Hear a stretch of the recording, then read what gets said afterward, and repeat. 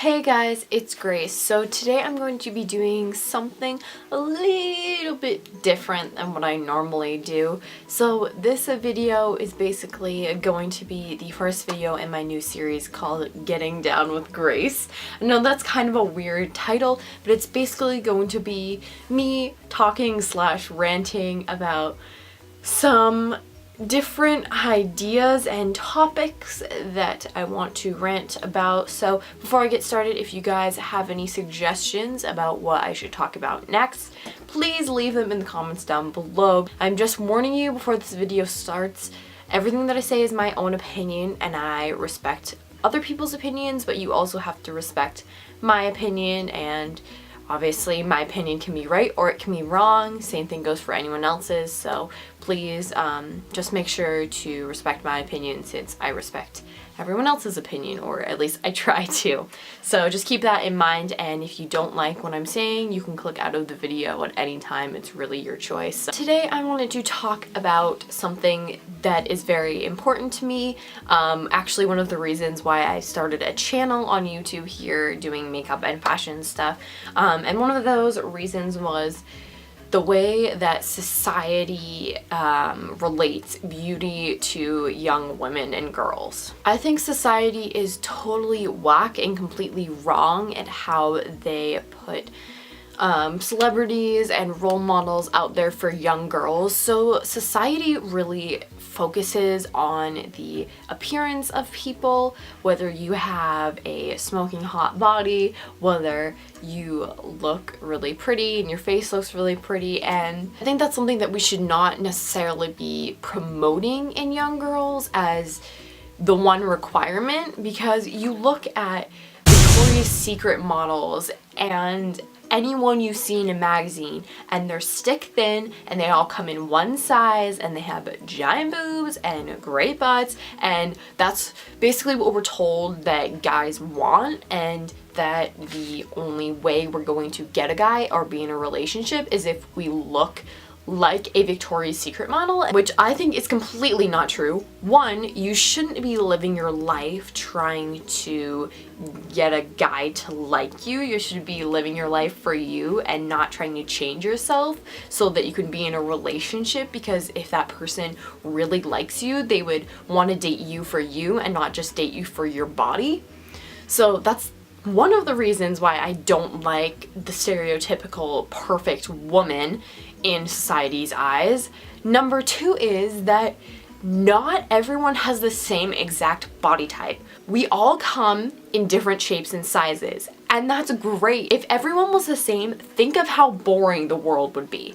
Seriously. So why does society give us one body type, one look that we're supposed to look up to when no one actually looks like that? What society should be doing is they should be giving us an example like this, where women are models that are in every single shape and size, because people come in pear-shaped sizes.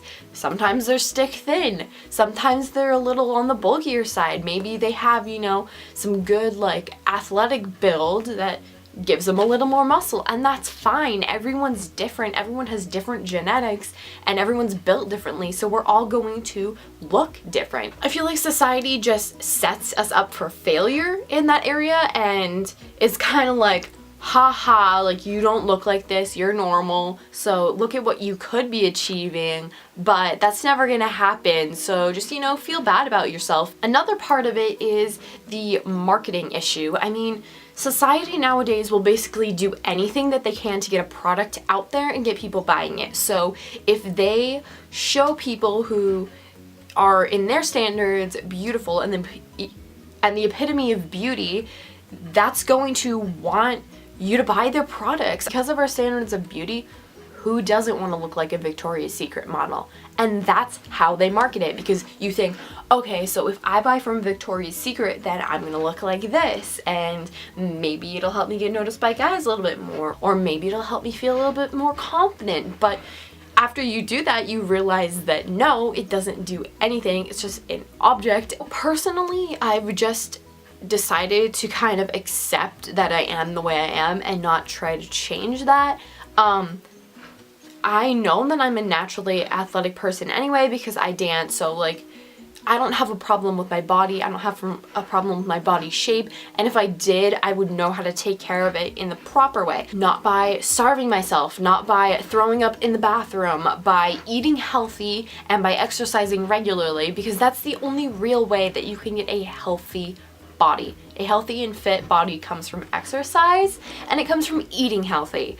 So if you decide that you don't like your body shape and you want to change it, that's fine. But please do not take the anorexic, bulimic route. Please take the healthy, fit, exercising route, because that in the end is going to keep you alive and be better for you in the long run. So as I said, personally, I've just made a decision, not only with my body type and my beauty standards of myself, but also with my life.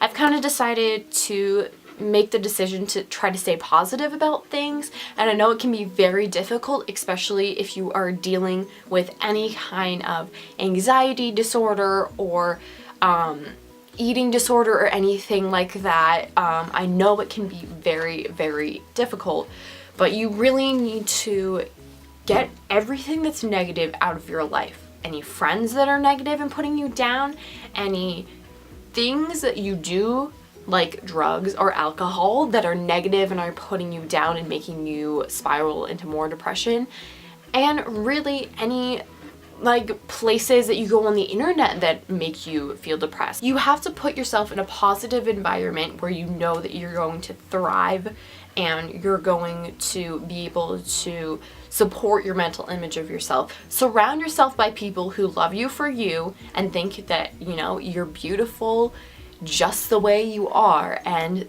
with those people backing you, it'll be a little bit better because at least you have someone supporting you and not someone putting you down. Okay, so I'm gonna do like a little activity that I came up with. So I want you to think of one thing that you dislike about yourself. Think hard. It can be either appearance related, or it can be like I don't do good in math or something like that, like a kind of characteristic about yourself or something like that. So I'll do mine for an example. Me, I've always had a weird thing about my hands. I hate my hands. They're disgusting. Not only are they extremely long and gross to me, but I also get really, really dry skin. So I get really embarrassed, like when I would go on dates and I would like hold guys' hands in the winter and stuff like that, because my skin is extremely dry and they get really red and disgusting. So I'd be really, really self-conscious about that kind of thing. And I don't know, I just didn't like my hands. There's a thing that I dislike about myself. Now, I want you to come up with a reason why that makes you a better person. So, I guess my hands are a weird example, but I guess without my hands, I wouldn't be able to write. I wouldn't be able to flip through the pages of books like because I love reading, so I wouldn't be able to like go through pages of books, and I love that new book smell and all that kind of stuff. I also wouldn't be able to dance as well as I do, so that's another part of that.